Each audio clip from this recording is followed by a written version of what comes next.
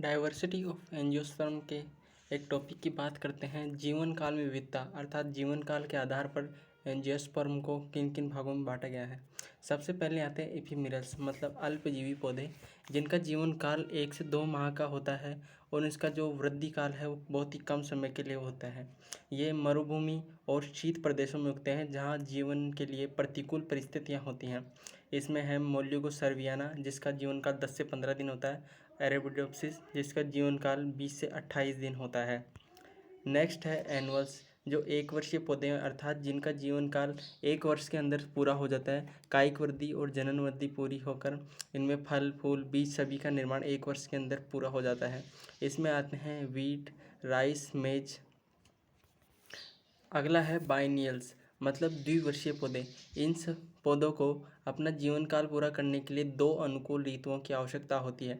जो पहला वर्ष होता है उनमें इनकी शारीरिक वृद्धि होती है, वेजिटेटिव ग्रोथ, और जो दूसरा वर्ष होता है उसमें इनमें पुष्पन, सीड निर्माण होता है। और इनमें जो भोजन संग्रहण के लिए कुछ स्पेशल रचनाएँ पाई जाती हैं, जिन्हें हम मॉडिफाइड ट्यूबरस रूट्स कहते हैं, जड़ें होती हैं, और स्टेम कोन घन कंद होते हैं। जैसे आपने गाजर, मूली और शुगर बीट में देखा है। गाजर का बॉटनिकल नेम है डोकस कैरोटा, मूली का है रेपनस सेटाइवस, शुगर बीट चुकंदर का है बीटा वुल्गेरिस।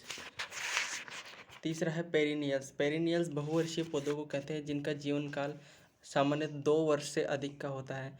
इनमें फूल और फल का निर्माण एक विशेष मौसम के अंदर होता है, जैसे आपने कैर, करोंदा, आंकड़ा, कैलोट्रोपिस वगैरह देखा होगा। ये 2 प्रकार के होते हैं, मोनोकार्पिक और पॉलीकार्पिक।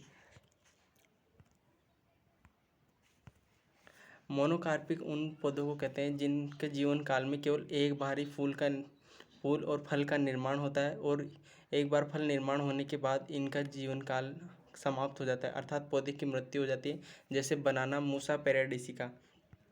पॉलीकार्पिक है जिसमें एक बार परिपक्व होने के बाद पूर्ण पादप बन जाने के बाद हर वर्ष एक विशेष मौसम के अंदर उनमें फल का निर्माण होता है, जैसे आम, नींबू वगैरह सभी जो फल फूल देने वाले पौधे हैं। Thank you.